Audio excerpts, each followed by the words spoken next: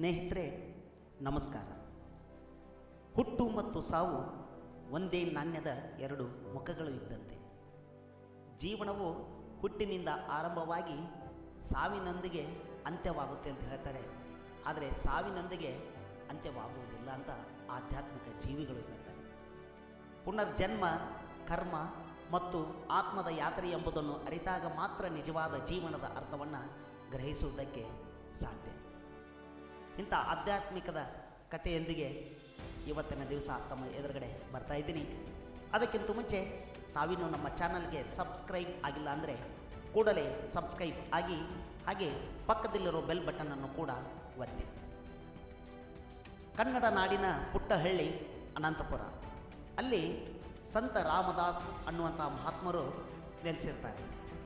ಜನರಲ್ಲಿ ಜ್ಞಾನ ಹಾಗೂ ಆತ್ಮಜ್ಯೋತಿಯ ಕುರಿತು ಪ್ರವಚನವನ್ನು ನೀಡ್ತಿರ್ತಾರೆ. ಜೀವನವು ಕೇವಲ ಈ ಜನ್ಮಕ್ಕೆ ಸೀಮಿತವಲ್ಲ, ಕರ್ಮದ ಪ್ರಭಾವದಿಂದ ಪುನರ್ಜನ್ಮದ ಜೊತೆ ಕಟ್ಟಿಕೊಂಡಿದೆ ಅಂತ ಕೂಡ ಅವರು ಪ್ರವಚನದಲ್ಲಿ ಹೇಳ್ತಾ ಇರ್ತಾರೆ. ಹೀಗೆ ಪ್ರವಚನವನ್ನು ಹೇಳ್ತಾ ಇರಬೇಕಾದ್ರೆ ಆ ಗ್ರಾಮದ ಯುವಕ ಅಜಯ್ ಎನ್ನುವಂಥ ಯುವಕ ತಮ್ಮ ಆತ್ಮದ ಯಾತ್ರೆ ಕುರಿತು ಪ್ರಶ್ನೆಗಳಿಗೆ ಉತ್ತರವನ್ನು ಕೇಳುವುದಕ್ಕೋಸ್ಕರ ರಾಮದಾಸ್ ಮಹಾತ್ಮರ ಬಳಿಗೆ ಬರ್ತಾನೆ. ಗುರುಗಳೇ, ನಾನು ಈ ಜನ್ಮದಲ್ಲಿ ಒಳ್ಳೆಯದನ್ನು ಮಾಡಲಿಲ್ಲ, ಹಾಗಾದರೆ ನನ್ನ ಮುಂದಿನ ಗತಿ ಏನು ಅಂತ ಮಹಾತ್ಮರಿಗೆ ಪ್ರಶ್ನೆಯನ್ನು ಕೇಳ್ತಾರೆ. ರಾಮದಾಸರು ಸ್ಮಿತನ್ಮುಖದಿಂದ ಉತ್ತರಿಸ್ತಾರೆ, ನಿನ್ನ ಈ ಜನ್ಮದ ಕರ್ಮವೇ ನಿನ್ನ ಮುಂದಿನ ಯಾತ್ರೆಯನ್ನು ನಿರ್ಧಾರ ಮಾಡುತ್ತೆ ಅಂತ.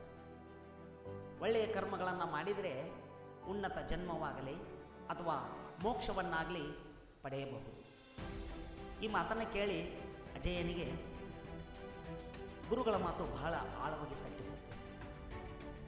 ಹಾಗಾದರೆ ನಾನು ಈಗಿನಿಂದ ಒಳ್ಳೆಯ ಕರ್ಮವನ್ನೇ ಮಾಡಬೇಕು, ಒಳ್ಳೆಯ ಕೆಲಸವನ್ನೇ ಮಾಡಬೇಕಂತ ನಿರ್ಧಾರ ಮಾಡ್ತಾರೆ.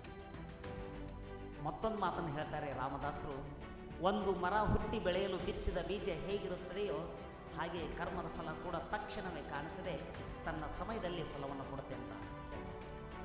ಈ ಮಾತುಗಳಿಂದ ಆ ಬಾಲಕ ಅಜಯ್ ತನ್ನ ಜೀವನದ ದೃಷ್ಟಿಕೋನವನ್ನು ಬದಲಾಯಿಸಿಕೊಂಡು ಬಿಡ್ತಾನೆ. ಅವನು ಅಂದಿನಿಂದ ಪ್ರತಿದಿನ ದೀನ ದುರ್ಬಲರಿಗೆ ಸಹಾಯವನ್ನು ಮಾಡೋಕ್ಕೆ ನಿರ್ಧರಿಸ್ತಾನೆ.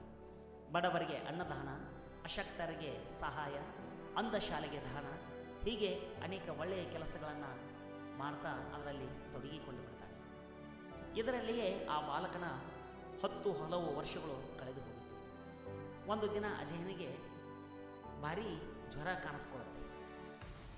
ಬದುಕ್ತೀನೋ ಇಲ್ವೋ ಅನ್ನುವಂಥ ಪರಿಸ್ಥಿತಿಯಲ್ಲಿ ಅಷ್ಟೊಂದು ಜ್ವರ ಅವನನ್ನು ಮೈಯಲ್ಲಿ ಆವರಿಸ್ಕೊಂಡು ಬಿಡುತ್ತೆ. ಆದರೂ ಕೂಡ ಅವನು ಸಂತೋಷದಿಂದ ನಗನಗತಾನೇ ಇರ್ತಾನೆ. ಅಲ್ಲಿರುವಂಥ ಜನರು ಅವನನ್ನು ಕೇಳ್ತಾರೆ, ಅಲ್ಲ, ನಿಮಗೆ ಇಷ್ಟೊಂದು ಜ್ವರ ಬಂದರೂ ಕೂಡ, ನರಳತಾ ಇದ್ದರೂ ಕೂಡ ನೀವು ನಗನಗತಾ ಇದ್ದೀರಲ್ಲ ಹೇಗೆ ಅಂತ. ಅದಕ್ಕೆ ಆ ಪುಟ್ಟ ಬಾಲಕ ಹೇಳ್ತಾನೆ, ನಾನು ನನ್ನ ಜೀವನದಲ್ಲಿ ಕರ್ಮ ಯೋಗವನ್ನು ಅನುಸರಿಸಿದೆ, ನಾನು ಮರಣಕ್ಕೆ ಭಯ ಪಡೋದಿಲ್ಲ ಅಜಯ್ ಹೇಳ್ತಾನೆ.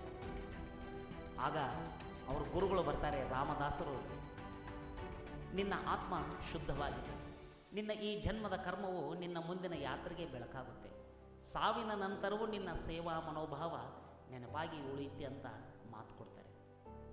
ಈ ಮಾತುಗಳನ್ನು ಕೇಳಿ ಬಾಲಕ ಅಜಯ್ ಈ ಪ್ರಪಂಚವನ್ನು ನಿರ್ಗಮಿಸ್ತಾನೆ. ಆದರೆ ಆತನ ಸೇವೆಯನ್ನು ಸ್ಮರಿಸಿದ ಗ್ರಾಮಸ್ಥರು ಆತನ ಹೆಸರಲ್ಲಿ ಅಜಯ ಸೇವಾಶ್ರಮ ಅಂತ ಆಶ್ರಮವನ್ನು ಸ್ಥಾಪಿಸ್ತಾರೆ. ಅಂದರೆ ಈ ಕಥೆಯ ಅರ್ಥ ಏನು ಅಂದರೆ, ಜೀವನ ಕೇವಲ ಇಹಲೋಕದ ಸೀಮಿತವಲ್ಲ, ಅದು ಪುನರ್ಜನ್ಮದೊಂದಿಗೆ ಸಂಬಂಧ ಹೊಂದಿದೆ. ನಾವು ಏನು ಕೆಲಸ ಮಾಡ್ತೀವೋ ಅದರ ನಿರ್ಧಾರದ ಮೇಲೆ ನಮ್ಮ ಪೂರ್ವಾಪರದ ಇಹಲೋಕದ ಎಲ್ಲ ವಿಷಯಗಳು ಅಡಗಿರುತ್ತೆ. ಸಾವು ಅಂತ್ಯವಲ್ಲ, ಇದು ಪುನರ್ಜನ್ಮದ ಹೊಸ ಆರಂಭ. ಒಳ್ಳೆಯ ಕರ್ಮವನ್ನೇ ಮಾಡಬೇಕು, ಇದು ನಮ್ಮ ಭವಿಷ್ಯವನ್ನು ಕೂಡ ರೂಪಿಸುತ್ತೆ.